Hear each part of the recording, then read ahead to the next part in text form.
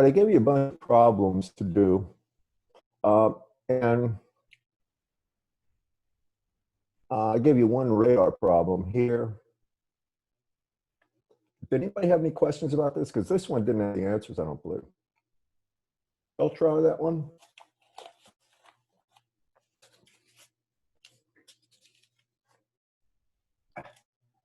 Can't move things. Let me ask you this. Anybody tried the last problem at all? You did, Grace? Okay. How many tried it? Just so I get an idea. The last one. It's not hard, but I want to take you through it to make sure you know how to do it. People have this. I haven't tried it yet solely because I'm trying to. I was spending time working on the lab. One of my other classes I was today because I just lab. I was going to try to do it today. All right. Let me go ahead and I'm going to go through this with everybody. Most of Wentworth's book are pretty straightforward, but this one is straightforward, but it's got enough. It's asking every facet of what's going on. Let me do one other thing too. I got to get the.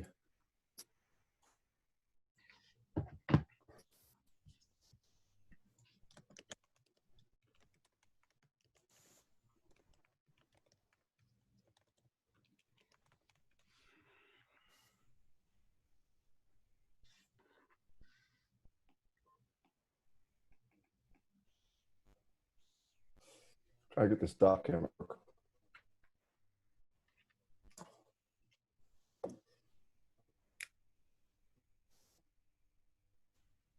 Come on. I don't know why sometimes this thing probably needs an update. And for some reason it doesn't seem to want to update.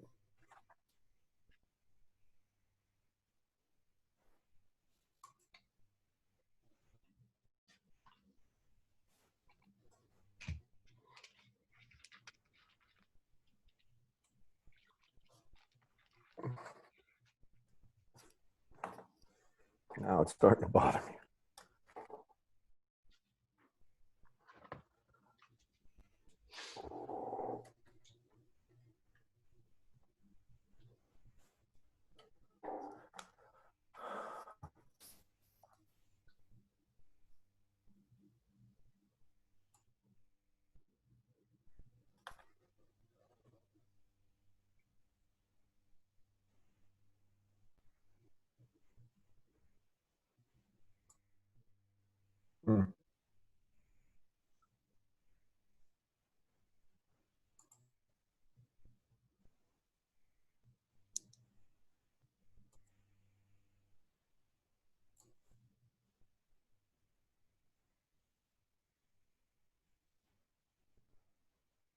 I don't know why sometimes it doesn't work. It's very fussy. Anyway.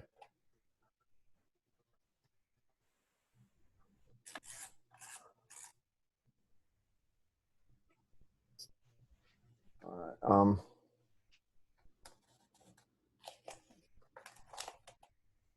Move the doc cam, give it a little better position for me to work. So for this one, the gain of the antenna was 30 dB, I believe. Let me see if I can get it up and put it over here. Try to minimize you guys so I can view this. So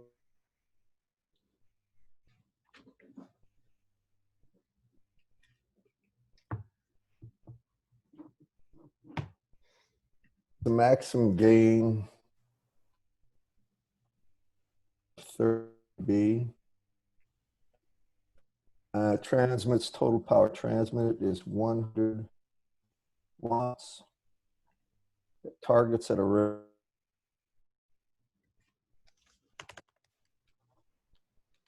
and has a radar cross section signal equal. This is sort of a standard problem. It's nothing tricky at all about this one. But I go through and I ask right down the line questions about power density on target, everything like this. So normally I tell people that when you're doing these, draw a picture This is the radar. You know how much power is being transmitted. Then you know the distance to the target. Then you have a target here with a given radar cross-section. And you know some of that power is going to be scattered back. And you know the power, average power density, PAV, it's going to be incident on the radar back here. And then you'll find out how much power is received. So we're going to go through this step by step. First, what's the average power density incident on the target? Right there, PAV, call it T. Anybody want to tell me? Where do you always start? P transmit over 4 pi r squared times gain. Right. First, take power transmitted by 4 pi r squared. That's going to be an unfocused power. That's isotropic. Then the gain, it sharpens it up. So multiplied by the gain.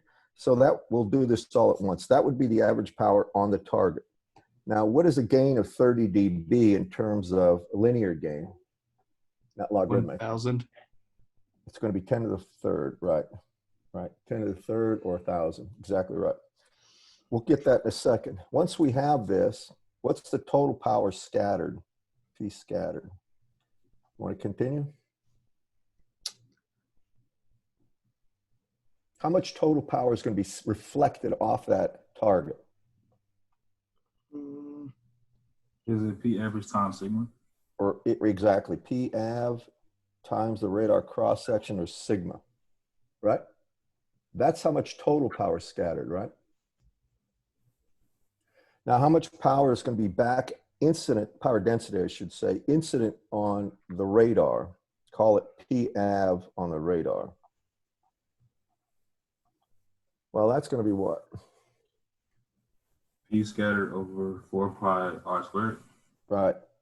It's important everybody sees that. Scattered over 4 pi r squared. Everybody agree? This is generally how I go through and I make sure people see these steps because I can work backwards too, and we'll talk about that. It's important every part of this you understand, like all the way, all the parts to it. Finally, what's the power received? What do we need to do? There's one specific thing. It's how big it is electrically, the antenna. What is it called, class? Begins with an A. Aperture, right? How big is the aperture? And the aperture is what? Aperture is, maybe I'll put it down right below there. The aperture of the antenna is lambda squared, right? Over 4 pi times the peak gain of the antenna, right? Agreed, class? Oh, I'm sorry, you can't see it. Yell at me if for whatever reason you can't see what I'm doing. Do you all agree with that? So this P received would be the aperture, or it would be lambda squared over 4 pi times the gain of the receiver, which is the same as the transmitter in this case. Then it's going to be this. So this is how big it is electrically, the average power density, P av received. Now, once we have P received, if for whatever reason we wanted to figure out what the voltage would be at some load attached to the receiver. Do you remember what the next thing we do is? Anybody? VOC. Right, and how do we get that? Square root of Right. 4 R rad, right? 4 rad Times? P received. Right. Y'all remember this, class? These are the steps. That would give you an open circuit voltage. Now, I haven't specified the radiation resistance in that for that antenna, I don't believe. But if I did ask you to calculate the voltage would be developed at a load, then you would have to put the equivalent of the receiving antenna. You would have your VOC from that equation. Then you would have the antenna, the impedance of the antenna. It will have a radiation resistance plus some reactance. And then you would put the actual load. And then you would calculate either the current, right, or the voltage across the load, whatever I wanted. If you wanted the voltage, Do you all agree with that, class? Mm-hmm. Briefly, let's go through and make sure you have these answers. So for one other thing we need up here, I didn't put it at the top of the problem, but if we have a frequency of 2 gigahertz, we have a wavelength lambda of C over F. And I know that at 1 gigahertz, we would have 30 centimeters. That means at 2 gigahertz, we'd have 15 centimeters, wouldn't we, class? You can check me on that. Do you agree? 3 times 10 to the 8th over, sorry. Try this. If we had C over F, well, F is 2 gigahertz. C is 3 times 10 to the 8th over 2 to the 9th, right? Wait a second, is that right? Let me just see there for a second. Lambda would be equal to 3 times 10 to the 8th over 2 times 10 to the 9th. And that's going to be 1.5 times 10, 0.15. That's right. It's 15 centimeters, right, class? Right. So now I'm going to use my trusty math CAD to do these things, hopefully. So I'm going to put in F equals 2 times 10 to the 9th. Let me see what I got for C here. Okay, so then I can have lam equals C over F. And then I'm going to get the gain. It's 1,000. That means the aperture equals lam squared over 4 times pi times gain. That's how big it is electrically. Next, we go down the thing. We get transmitted power was equal to 100 watts, right?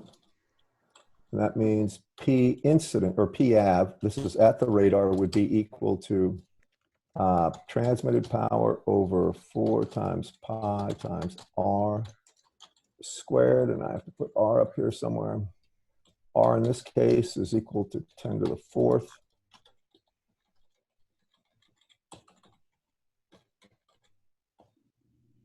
Have to be times the gain. So the average power density is about 79, call it 80 microwatts per meter squared. Then P scattered would be equal to, I didn't put sigma up here yet. The radar cross section for this one was 5, wasn't it, class? I think I'm right. That means P scattered here would be equal to P av times sigma, right? And that's how much total power scattered. Then P incident on the radar would be equal to P scattered divided by 4 times pi times r to the 4th. Finally, P received is equal to P incident on the radar times the aperture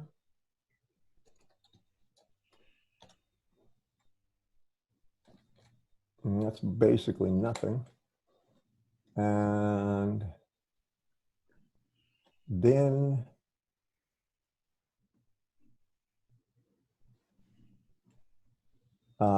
VOC would be equal to square root of P received times R rad that I haven't given you times 4. Give you a typical radiation resistance, about 100 ohms for a good antenna. So here,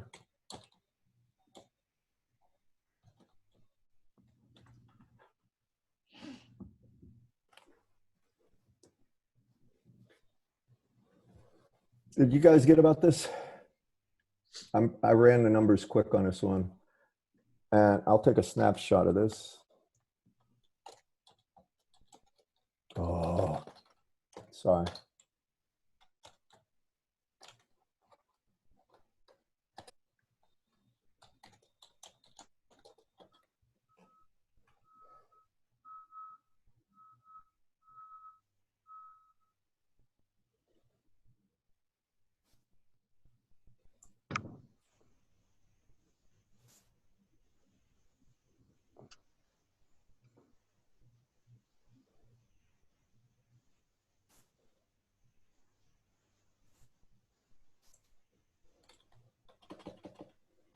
you're looking at your homework, you're going to see something change instantly.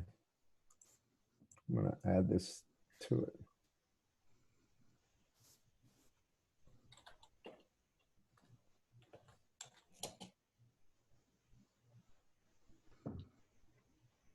Then the second part is this.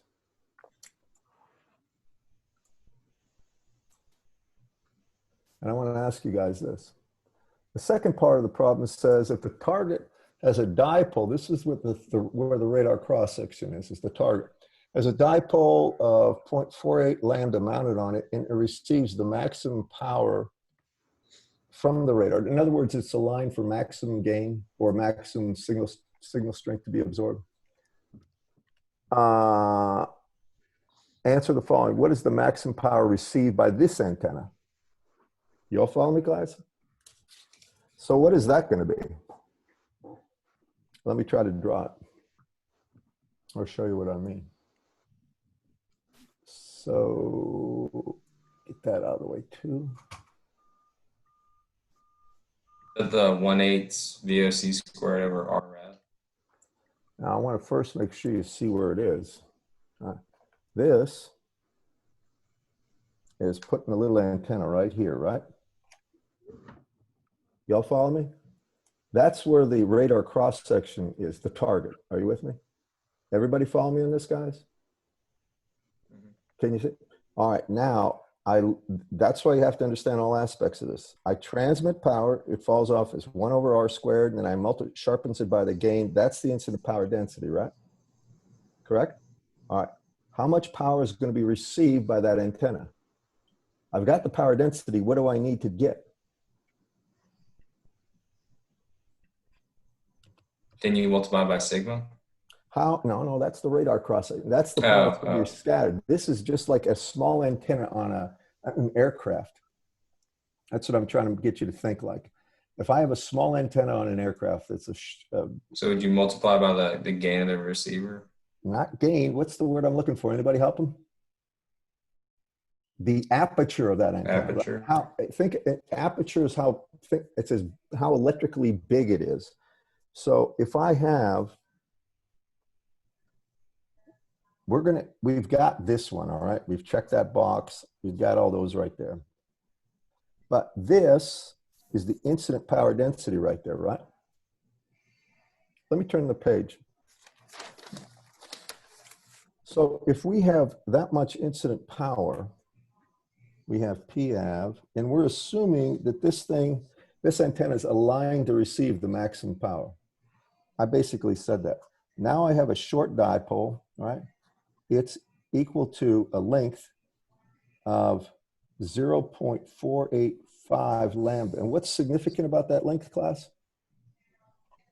No imaginary. Right. The resistance is about, the radiation resistance is about 72 ohms, right? There is no reactive component. That's the key. All right. Now with that in mind, how do I get first the amount of power received by this small antenna? This is by the antenna. I'm sorry if you're not seeing. Class, I get the average power density, right? And then what do? Multiply it by the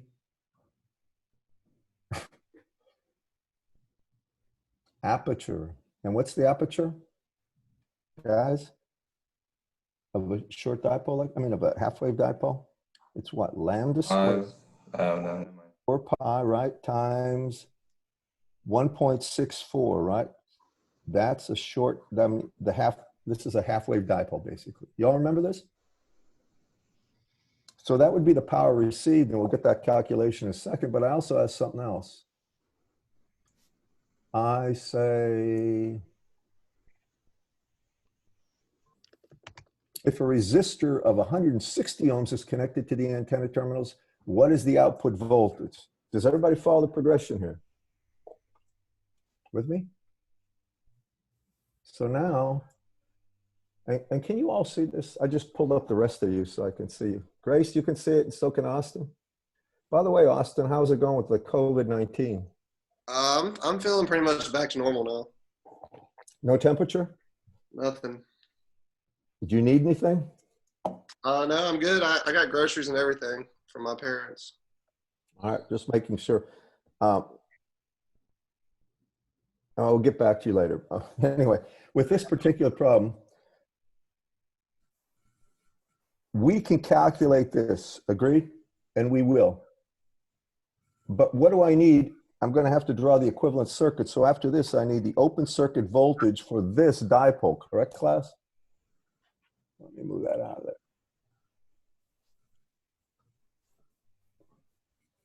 So how do we get the open circuit voltage for this short dipole that's mounted on an aircraft? Anyone? Square root of what? Anyone? Or rad. All right. P received. And times this P received at the antenna, right? This isn't a hard thing. It's easy to mess up if you don't do several problems. I promise you, it's very easy to fumble around on these things. All right, now we've got that, and we'll calculate that in a second, but now we draw a circuit, right? And we put the antenna resistance here, or impedance. There's no imaginary part, so we just put 72 ohms, right? That's like the internal of the, this is internal to the antenna. A voltage in series with 72 ohms. Then I put the load, and the load happened to be, I can't see it, load was a 180 or what was it?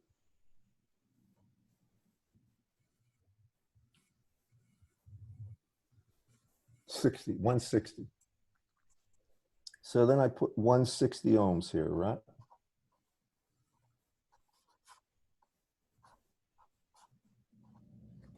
And what does it want? Power, voltage? Can somebody tell me?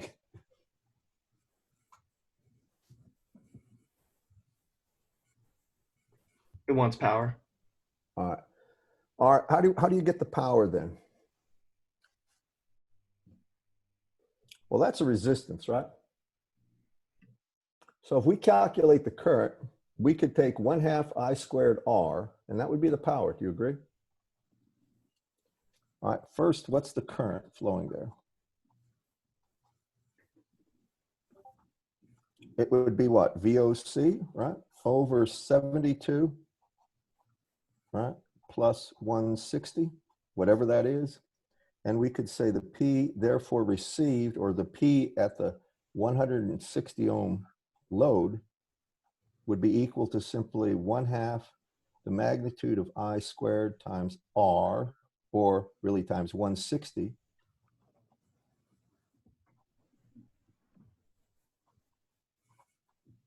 Does everybody agree with that? All right, let's go ahead and do these parts. What I'm going to do is this part first.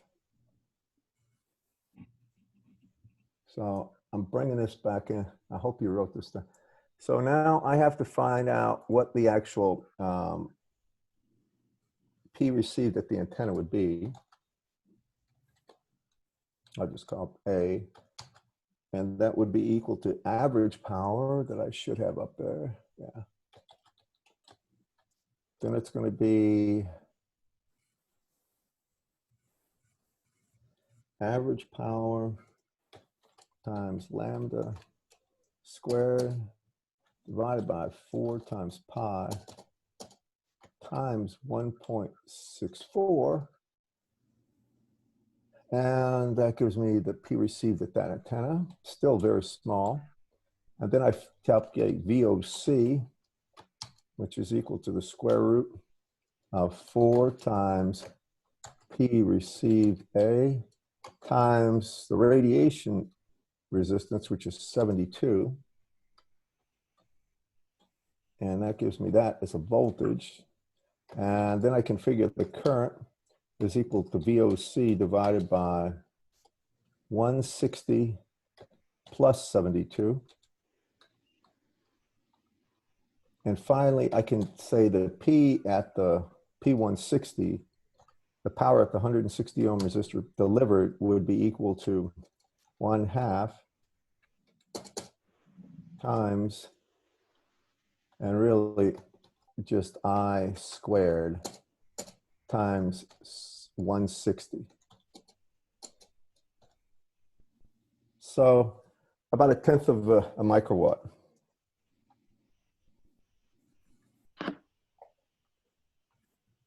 And I'll clip all these things too for part B.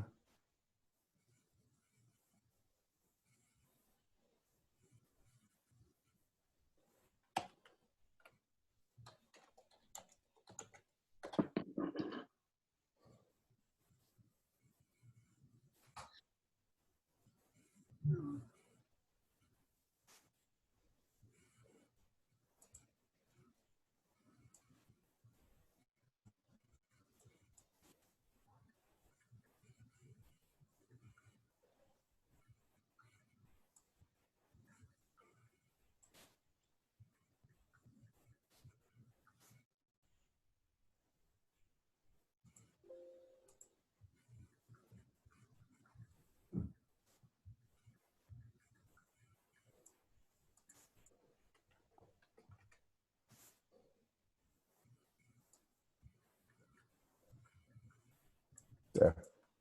Okay. Everybody understand this, guys? Any other questions about the other homeworks in here? I gave you, it should have been 8.1.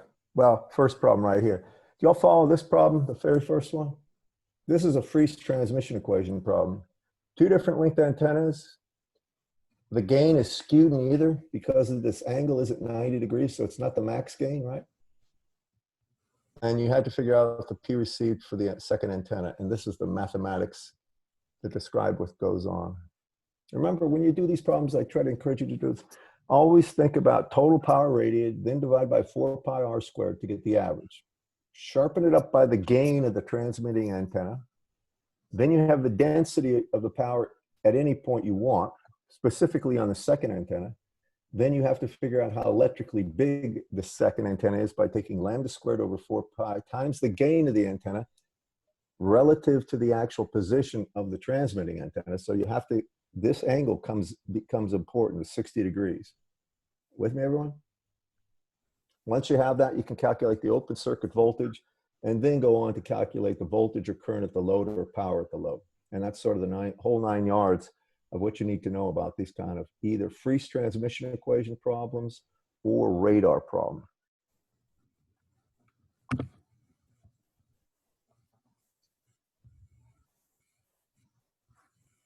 Any questions at all? So we've done Freeze, we've done the radar, we've done Doppler, right? I have a novel question. I want first a point to make, and then a question for you. Now Doppler, when we take a look at Doppler,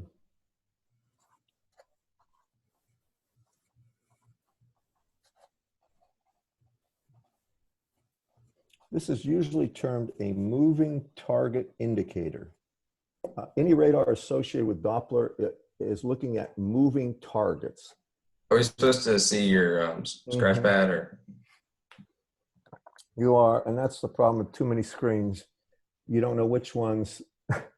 I can't actually stick or look here all the time. I'm looking at you over there, not at this screen.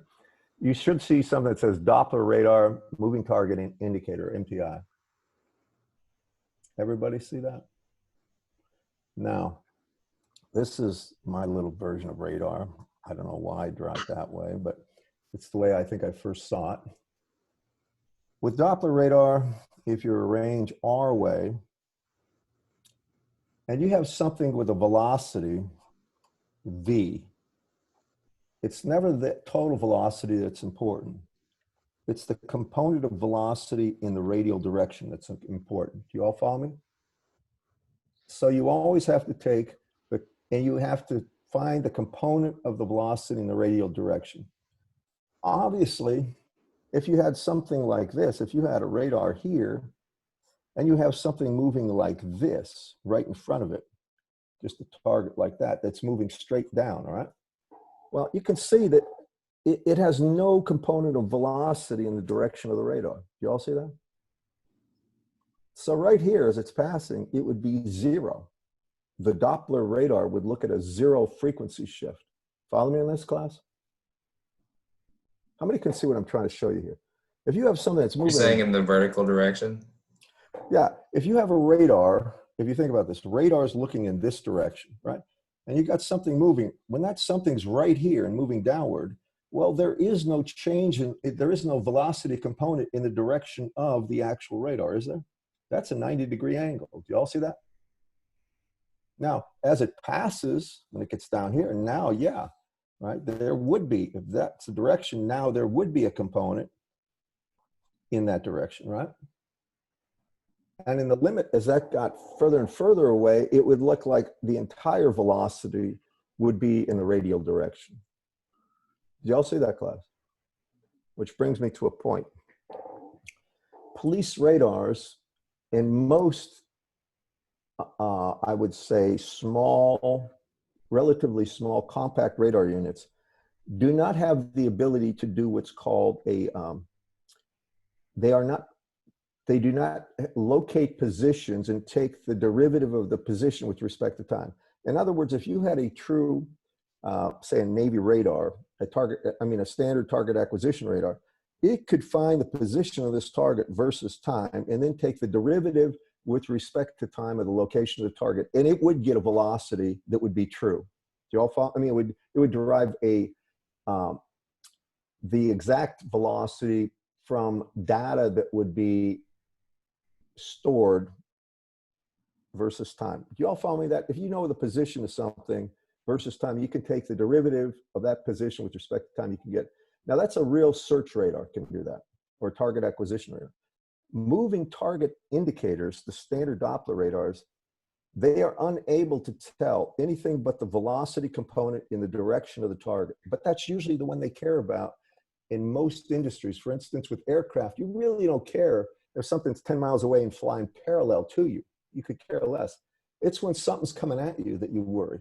That's when you really start getting nervous. So most radars that they look for aviation are moving target indicators. For navigational radars that are nautical, they are actually radars that locate the position of something by taking a look at the strength of the signal reflected and the time delay, and they'll give you a relative distance to that target.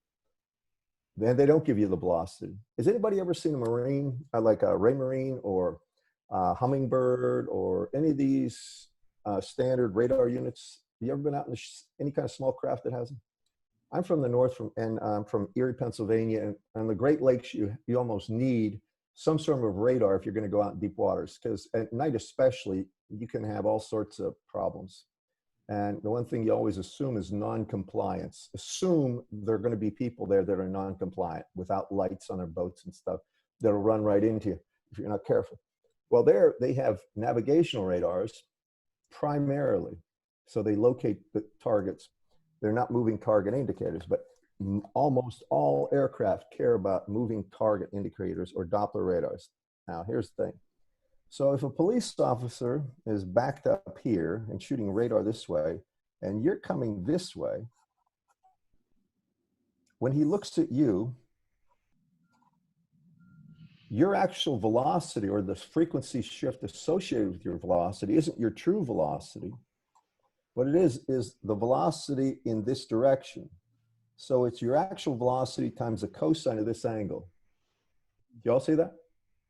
And I hope you can see what I'm showing you, this angle. As I'm moving, that angle is getting bigger and bigger and bigger. And when I'm right here, when I'm moving perpendicular to the actual positional rate, or the moving target indicators radar here, then he sees a velocity of 0. Do y'all follow me on this, guys? Now here's a question for you. It's not that tough, but it's a question. And it's a statement first. Really what Doppler radar is, what it does, what it can do is it will allow us to extract the radial change, a time rate of change of the radius between, or radial distance between two objects. for instance, and here's really what I'm trying to say. If you have object 1 and object 2, and object 1 is moving in this direction with V, and object 2 is moving in this, call this V1, with V2. Now, you can connect these with the radius vector R. Can you all see that? Now, as this is moving in this direction and this is moving in this direction, this is elongating, right? And if this was much, much slower than this, eventually this thing would start looking more and more vertical. But you could write an equation for the length R as a function of time, if you knew these velocities. And then by taking a derivative of R with respect to time, you would get the actual radial velocity difference. Do y'all follow me on that? And that's something to keep in mind, because with aircraft, there's a classic problem. I do my radar class, and it's this. Trying to think of the actual position, but I'm just gonna come up with a scheme that works. Say you're 100 feet, and this is gonna, 100 meters in this direction, and this is 100 meters. And I have the first target moving at, say, 30 degrees with a velocity of 100 meters a second. And then I have this guy over here moving straight up with a velocity of 200 meters a second. And I want to know, if I have a Doppler radar on either one of these, what would the velocity be that it would read? Now think about that for a second. Just think about it logically. 100 meters this way, 100 meters this way. This one's at 100 meters per second with 30 degrees to the horizontal. This is going perpendicular straight up at 200 meters per second. How would you calculate that?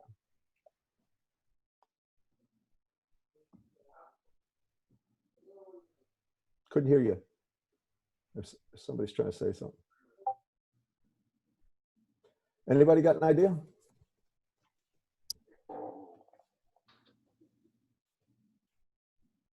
All right, here's the starting point. If I take, I'll call this V1 and this V2, right? They're vectors, correct, class? What I can do is say, if I have V1, I'm going to go ahead and just put a coordinate system here to help myself. I'll call that X and call this Y. Okay? I'm just putting it in, horizontals X, verticals Y. Everybody okay with that? All right. Now, this, since that's 30 degrees, I know this velocity is actually, vectorially, I can say this. It would be V1, it would be 100, right? And then in the X direction, it's going in the positive X direction. So it would be the cosine of 30 degrees times AX. And then it would be the sine of 30 degrees AY. You all agree with that? That would be V1 vectorially. I didn't work it out. I just put down the numbers. You all agree with that? And what, the sine of 30 is 1/2 and the cosine of 30 is square root of 3/2, correct? I mean, it's 0.866, and we could spend time doing that, but I just want to make it known to you that would be correct. Do you agree with me? Matter of fact, V1, I could approximate as simply 86.6 AX meters per second, and it would be plus 50 AY meters per second, right? You all right with that? What is my V2 vectorially?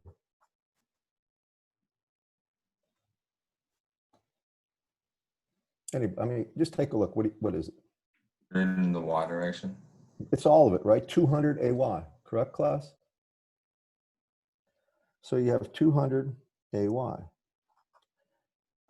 Now, here's the trick. When you take two different velocities, to find the actual difference in the velocities of the objects, you have to do two things.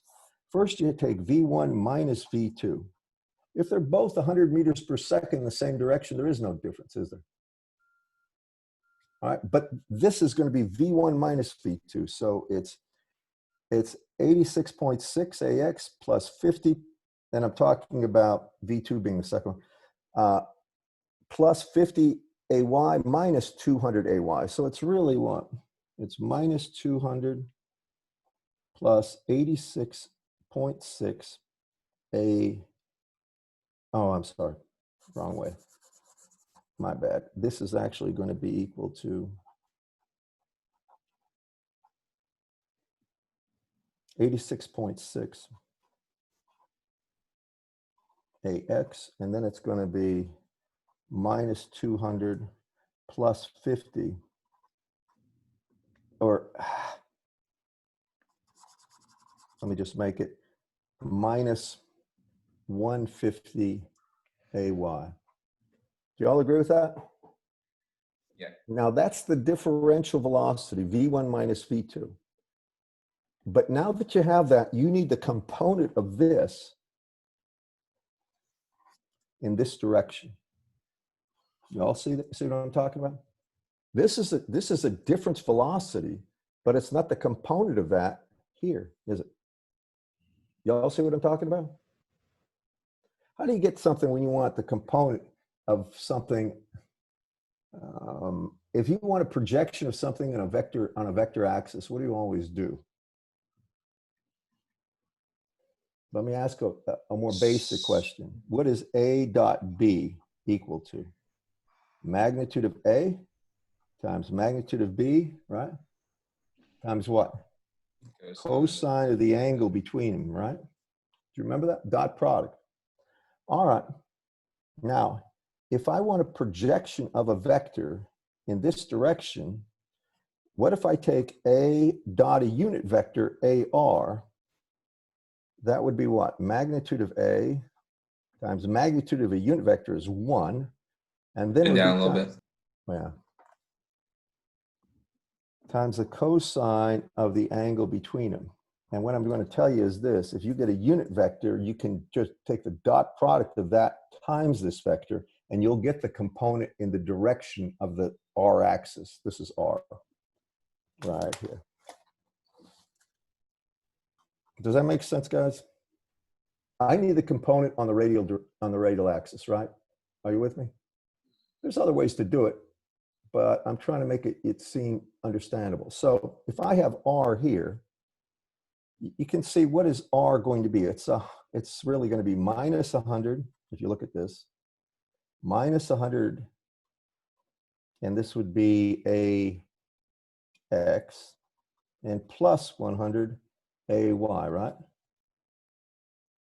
You agree with me? I'm going down, it's minus, this is the axis, X, right, Y. So I go down, which would be minus 100, then I go up 100, so it's plus 100 AY, correct, class? You know, you're not starting from the other point. I'm looking at V2, right? And I want the projection of the, if I come up here and do it, all right, and I can get the same, it'll be the same projection for magnitude of the velocity. I'll show you that if that's what you're looking at. But I'm here, and I'm going to get the projection of the velocity difference along a radial axis connecting point 2 to point 1. So that's going to be, now look, that's R, correct? But what would a unit vector be in that direction? And let me put it right here. AR would be equal to R vector over the magnitude of R, right? Do you agree with me there? Mm-hmm. All right, well, the magnitude of that is what? It's 100 squared plus 100 squared square root of that, right? And that's going to be what? That's 1.414. It's really the square root of 2 times 100, the magnitude of that, right? And what the unit vector AR would actually be would simply be equal to 1 over the square root of 2 and minus AX plus AY.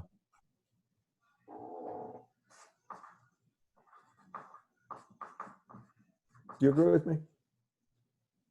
Now, I take this and I dot it into this, and now I get the velocity, and that'll be a scalar, the velocity difference, or I should say the radial velocity difference in these two. And I'll do it right here, hopefully. So when I do this, and now I'd find V radial is equal to V1 minus V2 vector dotted with AR. And that's going to be, I better do it here.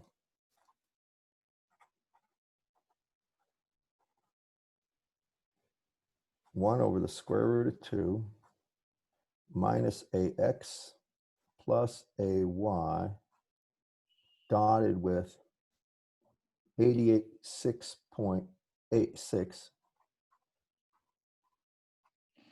minus 150 AY. Keep watching and you'll see this. So when I have this, I have 1 over the square root of 2 right out in front for everything. I have minus AX times 86.6 AX or minus 86.6. You agree with that, class? And then I have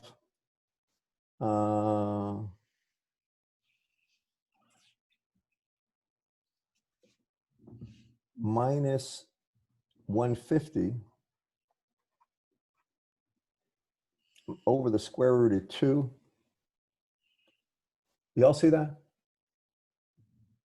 And it's going to be a negative number, isn't it, class? Right? That's some negative value. Whatever 86.6 and 150 is, added together, throw a negative sign, divide by the square root of 2. Do y'all agree with that, class? Y'all see what I'm doing here? Now, what I want to show you is I'm going to go back to the picture. And what does a negative velocity or a negative velocity mean? Or I've said that.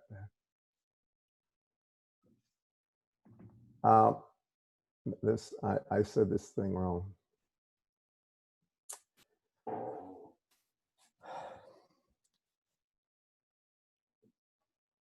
I'm trying to explain this thing in a way that's going to make sense. Y'all see how these things, the radius vector is getting smaller and smaller. If you just kind of imagine these things are moving, right? They're getting closer and closer and closer, aren't they? Mm-hmm. The way I did it was I'm taking a look at a change in the radial distance. It was the start of that, dr dt. That means the actual, if r is shrinking, it's a minus r. So it looks like I am getting something that's not increasing, but decreasing in distance. So it's got a negative sense to it. Y'all follow me on this, class? The r vector itself is shrinking. If you take an r vector from here to here and then check the length versus time, it's getting smaller and smaller, right?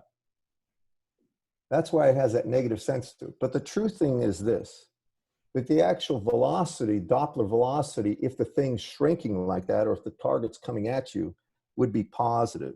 So the true Doppler frequency shift would have to assume these positive, and then that would be the velocity you use in the Doppler equation that says 2 times the radial velocity over lambda would be F Doppler.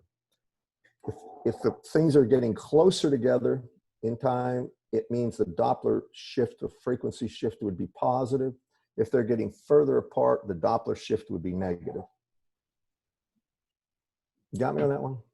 I'm not going to go too deep into this, but I'm trying to show you that whenever you're dealing with moving target indicators, you always have to take a look at the difference of velocity along the radius vector that connects those two, the projection of the difference of velocity on the radius vector. Another way that people do it is they say, we'll take the projection of this velocity on this axis, and then take the projection of this velocity on this axis that connects them, and then basically subtract the two to get the net velocity difference.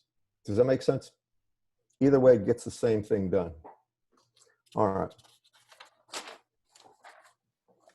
So next, can you tell me how many people did any of the problems that I gave you for homework with the antennas? Did you do them? for actually either the free transmission equation or radar problems? No? You're going to need to. These are going to get, it's going to get very important that you know those. So I want to just mention a few things. In Whitworth's book, right here, he has a variety of problems that I assigned some of these. All of the problems are, in my opinion, very simple. These problems should be something you can do with almost zero effort. They're really, it's not really hard, but they don't go just from they don't come from the perspective of, here's the problem, calculate the Doppler shift. They reverse the order. They say, if this is the Doppler shift, what is the velocity? You follow me? That's really what a police radar does. It says, this is the frequency. Tell me the velocity, and you have to back it up. So work with me on this one. For 858 in your book, if you have your book,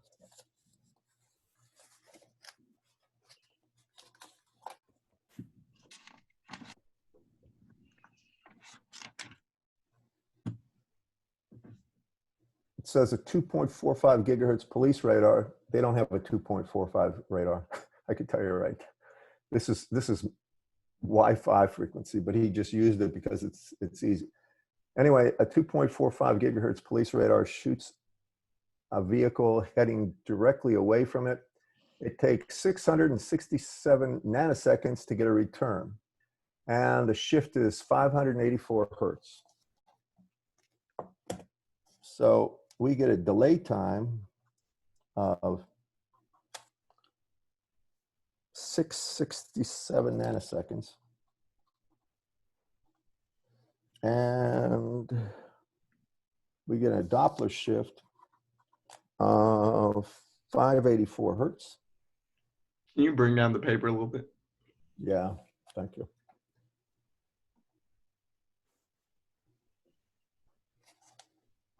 Right. And we have a frequency of transmission, F0, of 2.45 gigahertz. Everybody agree with that? All right. First, they want to know the distance to the vehicle. So there's my radar. There's my target. They want to know this distance R. How do I get that distance, anyone?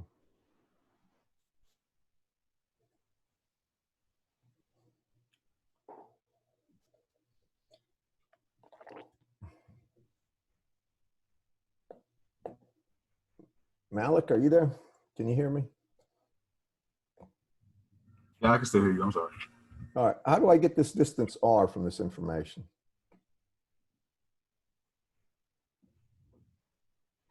Do you know or not?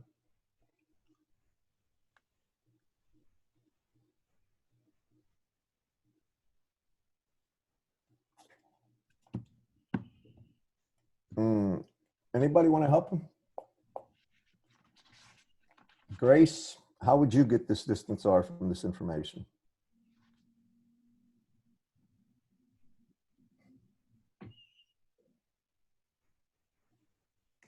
Go ahead, Johnny. Would you find the velocity using the Doppler frequency? Not velocity, distance R. I just want the distance R. You'd use the time. Right. And what would you do? You're right. I just want you to talk me through it so I know I'm getting through to you. It'd be 2R, right? All right. 2R equal to what? I was assuming time. It's given, right? The time delay is given. Mm-hmm. Time is distance over time, so C times that time delay. Oh yeah, speed of light. C. 2R. Yeah. Or Okay. R would be what? C times delta T over 2. And that's going to be 3 times 10 to the 8th times the time, which is 667 times 10 to the minus 9th, right? All over 2. What do you get for that distance?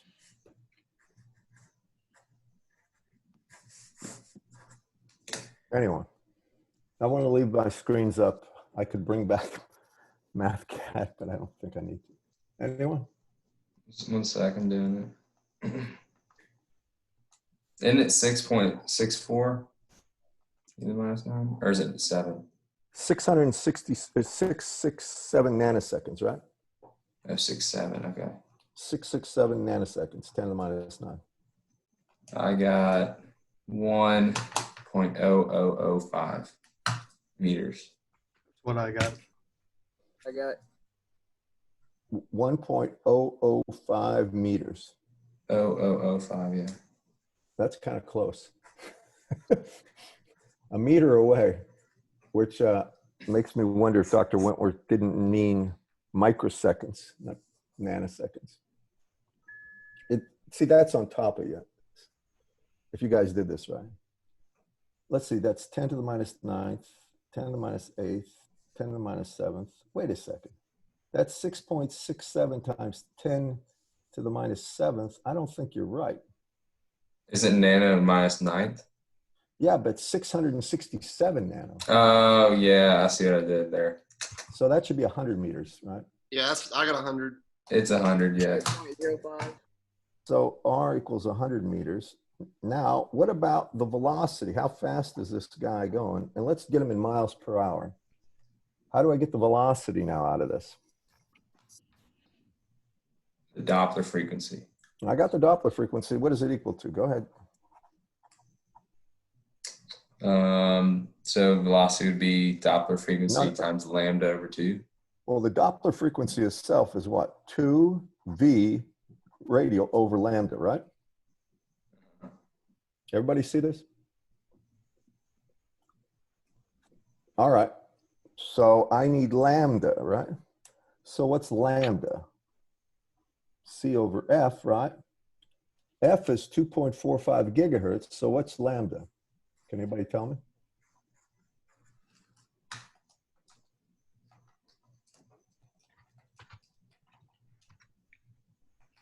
Uh, 0.122. Meters, right? Mm-hmm. All right. Now, for the velocity, this would be in meters per second. I would say that VR would be equal to lambda times FD, right, over 2. You agree with me, class? Mm-hmm. Lambda itself is 0.122 times the Doppler frequency, which is 584, divided by 2. This is in meters per second. What do you get that? 35.76.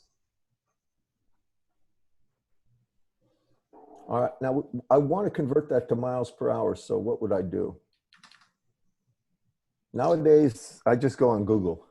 I'd be honest with you, or pull up a browser and just type meters per second to miles per hour. You can literally type 35.76 and meters per second to miles per hour, and it'll give it to you. But normally, what do?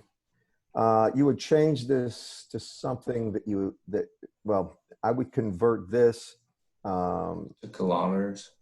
probably in kilometers to miles. But anyway, what does it come down to in miles per hour? Anyway, here's what I'm talking about if you don't know. Just type in 35.76. And this is meters per second to miles. It's 79.63. About 80 miles an hour. Yeah, about 80 miles an hour. So VR is about 80 miles per hour. And if that's in the city of Auburn, in the 25-mile-an-hour zone, you're going to jail. It's called reckless endangerment. If you're over 25 miles, then I think it's 25 for reckless endangerment, but then they got another category for the super speeder, and that's the one, if you're more than 35 over, I think you're going to jail for a day. and it hasn't happened to me, but I have found that around Auburn, they have an enormous amount of tickets being written for the population of this area, speeding tickets and things like that. And I have gotten a few without intentionally speeding, by the way. Are you all right with that? Okay, we're basically done with chapter 8. And we're on target to be, we're making good progress here. Because we have, this month is our last month, right? Mhm. So it's almost mid-month, and we're basically going at the rate we should. But any questions about what we've covered? I know some of you haven't done these homeworks. Remember, we've gone through electrically short antennas, dipole antennas, monopole, arrays, freeze, and radar. So we've gone through it, and this is real important stuff in my opinion. I hope I'm doing justice to it by trying to take you through some problems and showing you. I just have a quick question. Yeah, go ahead. Like we had this problem on a test where we calculated and it comes out to meters per second. When converting to miles per hour, will we just need to know that formula, or? I tell you the truth. I wouldn't ask miles per hour, but I'm saying that it's nice to know. Normally, you would take what is it? 6.6 miles is 10 kilometers. That's what I always use. And I'd first take this and make it into to get per hour out of this, we have meters per second. The next thing I would do is go kilometers per second, which is just multiplying that by 10 to the minus third, right? Then after doing kilometers per second, I take the kilometer and turn it into a mile, because I know 10 kilometers is 6.6 miles. Therefore, I could say take 10 over 6.6, and you have the conversion from kilometers to miles. Mm-hmm. Then after that, you have to take care of seconds. So you have to take that, and if that is per second, you have to multiply it by 60 first to get it per minute, then by another 60 to get it per hour. Mm-hmm. So that's the way I would do it. But frankly, I'm not going to ask that. I would just, nowadays, I just Google it like I just did. Okay. I'm loving with the Malik. That it's a good, I know you want to know on a test how you would do it. You could just write down a conversion factor in the book somewhere, or your calculators might even do it these days. Do your calculators do this unit conversion or not? They do. I don't know if they do meters per second to miles per hour. Nowadays, it's getting so almost anything that you can think of wanting, your calculator is able to deliver you, literally. That's pretty amazing stuff, including symbolic integration and differentiation.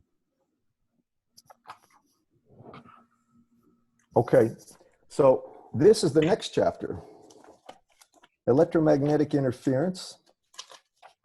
And the final one is microwave. But for electromagnetic interference, I got to tell you this. By the way, what is our last class day? Anybody know? I don't have it marked down, but I know I've got just over 2 weeks, and that's the reason I'm saying this. So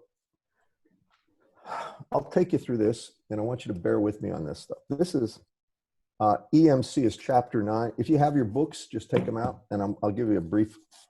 I teach this. I teach radar and this is at the graduate level, and electromagnetic compatibility and interference, and a lot of stuff with optimization algorithms using, I don't use neural nets, but I use genetic algorithms or particle swarm algorithms or all sorts of global optimization routines to design stuff in, or to actually extract values of permittivity and things like that. So electromagnetic interference, as you can gather, is unwanted electromagnetic interference that gets into your electronics and causes them to malfunction. Now, this is a really, really big issue, and it's called there's a term for electromagnetic, electromagnetic vulnerability, electromagnetic compatibility, and electromagnetic interference are all used, the terms used to describe things that are unwanted. And there's two things that can happen when you have a product. Normally if you're like, say you're at Dynetics up in Huntsville, you've probably heard of Dynetics or Adtran, any of these large companies. When they create something that they're going to market, and they're going to make 10,000 or 100,000 or 10 million devices, all based on this design, the prototype design, what they have to do is two things. They have to make sure that it doesn't emit any signal that goes beyond the levels allowed by the Federal Communications Commission. Now in Europe, it's a CISPRI system. It's a different standard. But nevertheless, there are governing bodies that tell you how much you can emit. And the normal way they test these things, they take the product under test and they go 3 meters away from it and they measure electromagnetics, really the electromagnetic fields for over a variety of frequency ranges. That's one thing. That's when your product is emitting a signal. And if you're over threshold, and that's usually the big problem, then you have to find a way to fix it. And a lot of times that's done as the very last step. They design this thing, they spend millions and millions of dollars, maybe tens to hundreds of millions of dollars in some cases to make a product like Intel does it. Now, when it's just on the verge and it was all designed right, when they go to test it, they find that over a small band of frequencies, they're radiating too much energy. So if you're lucky, you can just put a big electromagnetic shield around it. That's not always allowable. Sometimes it's impossible. And the reason is there has to be cooling. You have to have air coming through there. At some point, you have to have air coming in. And there are other problems, but they have to find a way to mitigate that. And that's something called compliance engineering. And these are very highly paid engineers. Probably and I don't know this for a fact, but an absolute fact, but from what I understand about this, the guy that can get the product out the door to pass all the tests, that's the guy they'll pay anything. More or less, he can write a blank check and they'll pay him if he can get the product out there. And I know one guy like this that's working for a company here that he literally, because he makes products that are actually FCC approved to get out the door, he can write, they'll pay him anything. The second thing is this: you make a device, and then because of electromagnetics in its vicinity, it causes the device to fail. Now, a good example to this, I hope you can appreciate this. Have you ever heard a hair dryer while you're listening to an AM radio or a TV, an old TV, and you'll see the static lines from the hair dryer on the screen? Has anybody seen this or heard the clicking? You've heard when you turn on a hair dryer, if you have an AM radio, you hear, anybody? 60 hertz? Those are the standard ones. Nowadays, you can't do it because, first of all, the televisions we have are all cable TV and they're liquid crystal displays. And it's basically impossible for this stuff to get into them anymore. But what happened, the reason a hair dryer is such a problem is it has an actual motor on it that has brushes. And when the brushes come out of, when they're not touching the actual conductor, you get these sparks, and those sparks translate into wide frequency, fairly high power stuff. And that gets on the actual conductor on the extension cord, goes into the wall. And then your TV, when it used to get those lines, the way it got it is not from the radiated signal, but from the conducted signal through the electrical wiring of the house. That's called a conducted emission. But anyway, no matter what product you have, if in the environment it's supposed to operate, it fails, that's a problem too. And that's electromagnetic interference. And that's a big, big issue for a lot of things that work around lightning. For instance, cell phone towers, you assume the tower is going to get struck by lightning. That's what the assumption is when they put up a tower like that. It's going to be struck. Now, will it survive or not? So what they do is they come up with things called lightning protection equipment and ways of mitigating the actual lightning problem. But I've been around cell phone towers a couple of times, and one thing I can tell you, that you can't build a product and assume that they will take care of lightning protection for your product, because they try, but it doesn't work. Lightning strikes and things blow up all the time. What you have to do is design your product so itself will be safe if lightning did strike it, if it's going to be in the vicinity where it could be struck, and that's in a cell phone tower. They're like magnets for that kind of stuff. And that's a bigger problem, because that means you have to spend a lot of time on doing shielding. Has anybody ever been in a cell phone tower area where they taken a tour of a cell phone tower? Anybody? You guys would benefit a great deal if you can at some point just ask one of your friends, anybody that works for, that manages these cell phone towers in this area or anywhere. If I had a chance, believe me, I would try to get you guys to take a look at that. And have you all seen the anechoic chamber upstairs on the 4th floor? Things like that are useful to engineers to actually have some appreciation for before you have to use them. Well, the cell phone towers have they rent it out. It's not just a Verizon tower. It's usually 3 or 4 different carriers, and they got their antennas all over. And those things get struck by lightning on a pretty regular basis. And I was there and I saw the aftermath of a lightning strike.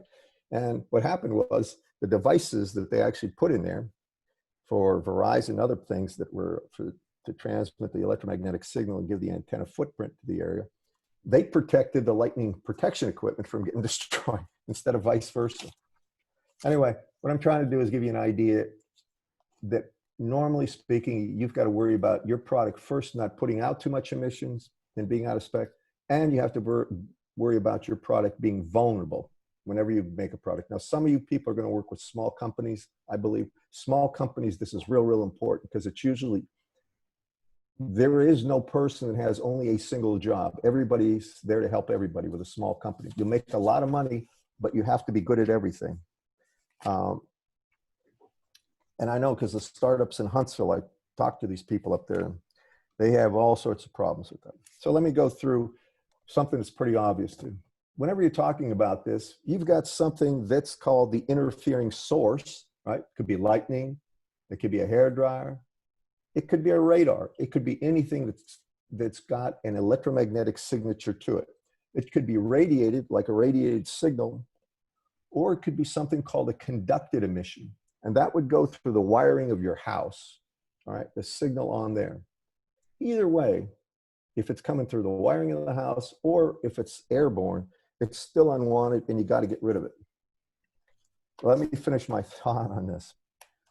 So in order to do this, here's what we usually end up doing. We go through and we say, electromagnetic interference problems are over a wide range of frequency, but the worst problem is at the highest frequencies. So we have to take a look at what each component looks like at a higher and higher frequencies. Now, you know what skin depth is, right? Right? Well, at high frequencies, remember that resistance of a resistor isn't just length over sigma A squared. What it has to do is the skin depth, and it's actually length over sigma, but then the area that the actual current flows through is just the surface area. So it's 2 pi A sigma. The wire doesn't look like a solid piece. It looks like it looks like just a shell, right? A hollow wire. Y'all with me on this? And the resistance is much higher. Same thing for inductors. An inductor itself doesn't behave as an inductor. It'll start at higher and higher frequencies. The inductance is chopped down. And I got to explain that too.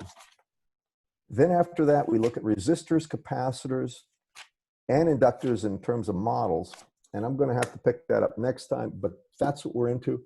And this stuff is really first looking at what wires and components look like at high frequencies. And then we talk about grounds, and we talk about other things related to practical circuitry, like ferrite chokes and things like that. But we're going to go through this chapter very quickly. So next time, I'm going to give you a reading assignment there. I'll give you, since I gave you a bunch of problems, I'm going to ask you to do those problems. And maybe to hold your feet to the fire, we'll have a quiz on Wednesday on radar and freeze, okay? So that way you'll do them. And I'll see you on Wednesday, okay? Everybody got that? Anybody got that? Thank you. By the way, you're the only person here that has COVID, right, Austin? Nobody else has COVID-19? believe so. I'm trying to keep a running tab because if people ask, they poll the faculty on how many people they know, students that they know that have it. And you're the only student right now that I know that has it. But I looked, did anybody look at the OA news today? Mm-mm. You should look at it. 82% capacity in the hospitals. So they're basically, they're 82% from their maximum capacity. And think about this. They didn't even bring back any students, right? I mean, they didn't bring back the bulk of the students that are going to be here in the fall. So a lot of people are rethinking about opening the bars and stuff like that. It may not be a good idea. Did you ever figure out where you got yours, Austin? I'm pretty sure. I mean, I don't know, somewhere, some restaurant in Orange Beach. Did they do a contact tracing on yours or not? The Alabama Department of Health was supposed to call me, but they haven't called me yet. Hmm. I think they've been like really backed up lately. Well, if you went on campus to get tested, Fred Camp, since you're a student, our doctor here, what he does is assign somebody to do a contact tracing, and they find out where you were, and they literally will call those places and ask if there have been any other cases there, and beware that this guy did test positive. So what they'll do is alert people to it. It used to be just a couple hot spots. It used to be that nursing home and one church that were the sources of it, but now it's all over the place. Dr. Bagassi, what are your thoughts? Do you think school's still gonna start as planned? Well, I was told by my department chair that I can only teach Zoom on it's not a course that you would take. It's an EE course called the 3810 that's for all non-electrical engineers to take. And I have 93 kids in there. And they said, there's no way to maintain social distancing. You're going to do it all Zoom. That's what I was told by him. And I think anybody that whose class is over 50% filled. Normally they allowed so many per class. All right. Anything over 50% of what was allowed, they make it go all Zoom. Or I think in some cases, they bring a third of the class one day, a third of the class the other day, and a third of the class to like on a Friday. And then on the other 2 days, 2 out of 3, you're going to be just remote Zooming. Now, I don't know how students feel about this. I'm not a great fan of this, but with this document camera, it makes my life a lot better than just trying to do a lecture and not having any feedback. That drives me bananas, and I don't think the students like it either. But if you guys have any suggestions that I can make this better for you, please let me know. Because really, I'd like to, if you got some ideas, believe me, I'm all ears. Because I'm trying my best here, but I know that working problems in the past has always helped clear up points. That's the reason I spend more time working problems than most professors probably. In the past, I spent a lot of time with theoretical, like development and stuff, but I found out that that's not really where the problem is. It's applications. Anything else, guys, for the good of the group? Now, how many are in Auburn again? Just show of hands. Or 1, 2, 3, 4, 5. Grace, you aren't. Neither are you, Johnny. Mm-mm. Brandon. Okay. D, you're in Auburn, aren't you?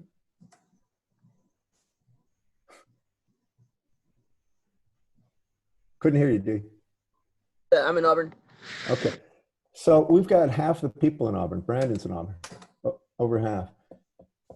Just read the OA news and open it up with Firefox. If you try it with Chrome, you're gonna get all sorts of blockers. It won't let you. But there's a whole lot of stuff out there. Personally, let me just be real honest with you. I think football season as we know it is not going to exist.